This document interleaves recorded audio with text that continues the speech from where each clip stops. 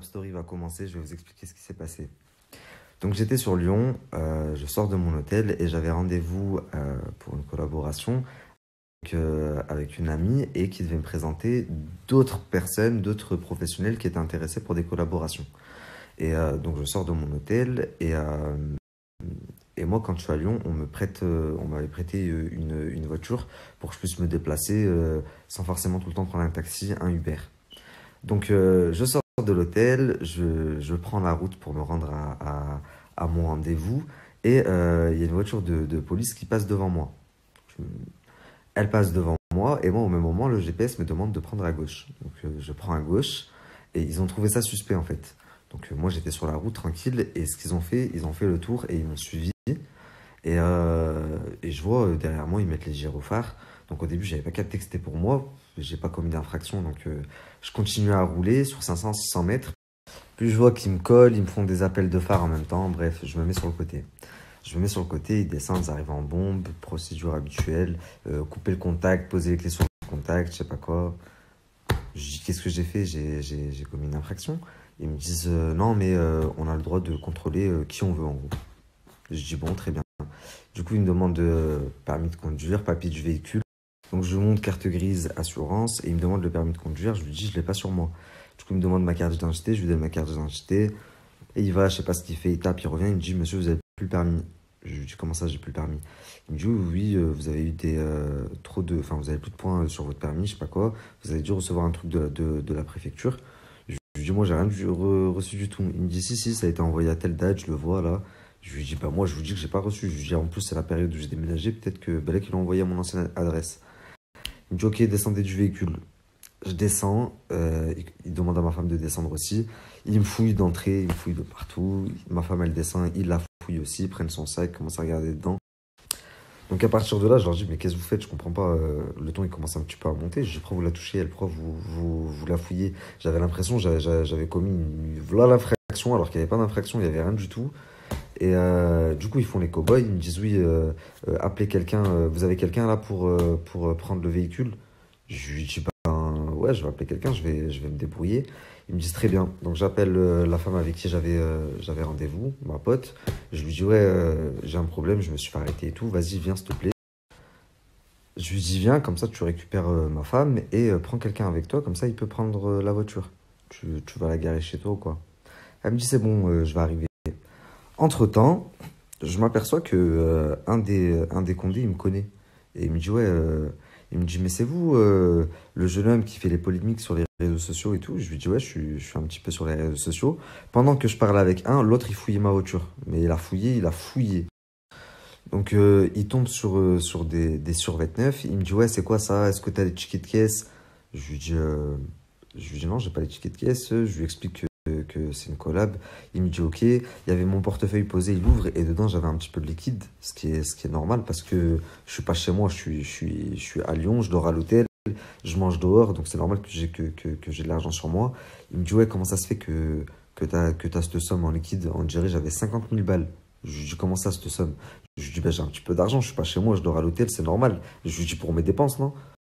Donc pendant que lui fouillait la voiture, moi et ma femme, on était sur le trottoir avec d'autres policiers, ils nous posaient des questions et on attendait mon ami pour qu'elle vienne chercher ma femme et moi je devais partir, enfin et la voiture et moi je devais partir avec eux. Et là d'un coup, le policier qui fouillait la voiture, il arrive et il me dit c'est quoi ça? Il me montre sa main comme ça, il me dit c'est quoi ça? Et dans sa main il y avait, ça a coupé, je disais dans sa main il y avait des balles, pas des balles de ping-pong, des balles d'un calibre. Et au début, je comprends pas. Je lui dis, comment ça, c'est quoi? Dans ma tête, je me dis, pourquoi il me montre des... Je croyais que c'était ses balles à lui. Je dis, mais il est fou, quoi. Je lui dis, comment ça, c'est quoi? Je dis, ben, c'est des balles. Je vais comme ça pour regarder. Il s'éloigne, il me dit, et qu'est-ce que ça fait dans ta voiture? Je lui dis, alors déjà, comme vous avez pu le voir sur la carte grise, c'est pas ma voiture. Je vous ai expliqué qu'on m'avait prêté. Lui, il commence à se zaref. Il me dit, mais vous me prenez vraiment pour un con.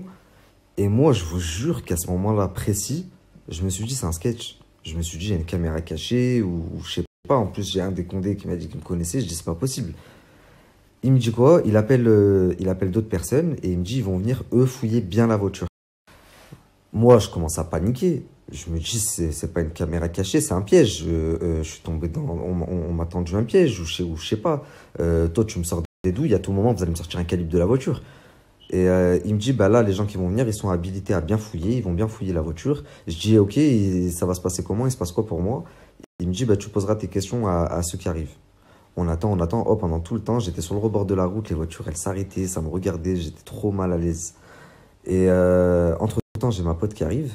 Donc, elle venait récupérer ma femme et la voiture. Et là, on lui dit non, la voiture, elle reste ici. Et la femme, elle reste ici aussi.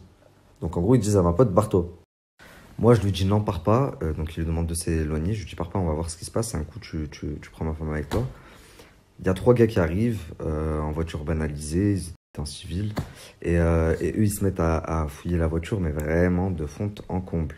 Même mes valises, ils les ont mis sur le trottoir, ils les ont vidées. Oh, cette fois-là, j'étais trop. Les soutiens-gorge de ma femme, j'avais envie de les insulter. Donc, ils ont fouillé la voiture à fond. Ah, oh, je me disais quoi? À ce point, les gens, ils ont le bras long. C'est un coup monté, c'est pas possible à tout moment. On va me sortir un calibre. On me sort un calibre, là, je vous explique. Le soir même, je dors en prison. Mandat de dépôt, comparaison immédiate. Le soir même, je suis en prison. Au final, hamdoulilah, il a rien trouvé de bizarre, à part les balles qui apparemment étaient dans la voiture. Mais je trouve ça super bizarre parce qu'il a fouillé la voiture deux fois devant moi. Il y avait air. Et quand j'étais sur le trottoir éloigné, que je parlais avec les autres, il est revenu avec des balles en me disant voilà ce que j'ai trouvé. Donc suite à ça, ils n'ont pas voulu que ma femme reparte avec ma pote. Moi, je suis parti dans une voiture et elle est partie dans une voiture. On est arrivé dans le commissariat, c'était quel arrondissement? Dans le deuxième arrondissement.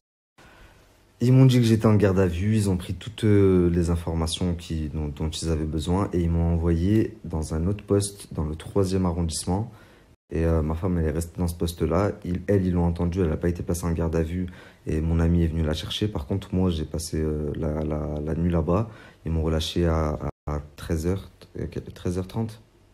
Ouais, vers 13h30 et j'ai une convocation au tribunal là, donc début avril je suis convoqué au tribunal, mais au risque de vous décevoir, cela n'avait strictement rien à voir avec tout ce que j'ai pu voir sur les réseaux sociaux, ni Jazz et Laurent, ni Bizet, ni stupéfiant, parce que j'ai vu stupéfiant, j'ai carrément vu, il a été placé dans une prison haute sécurité, mais vous êtes des complètes...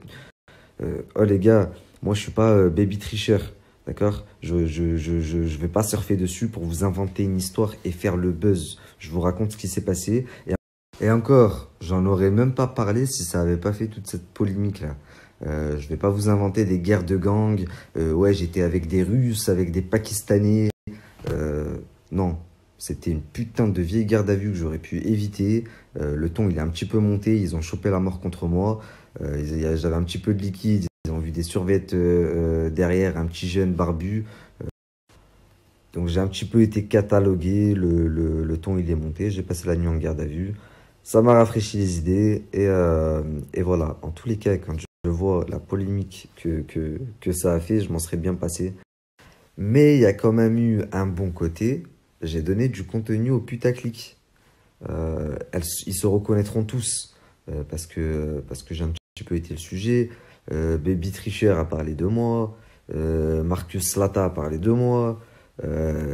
Toute la hatersosphère là qu'il y a autour de moi, ils se sont bien réjouis de ça, alors qu'il y a air, les gars. Il y a air, il n'y a rien. D'ailleurs, Slata, c'est ton jour de chance. Ça fait quelques jours que plus personne n'entend parler de toi. C'est ton moment de gloire. Je vais te donner 2 minutes de buzz. Pourquoi il me dit ça? Écoutez. Parce que tu vois, elle est tombée. Si Wallah. Bah ouais, je sais pas, on m'a envoyé des vidéos apparemment. À skip. Faut que tu fasses une cette page. Mais on n'est pas comme lui là. Non, on fera des dora pour le petit. Exactement. C'est pas grave. Non, mais en fait, eux, ils disent que Craré, il est... Donc, tu vas faire des dorades pour moi. Ou tu vas faire des doigts. Si tu fais cuire de la dorade, je l'aime cuit à point.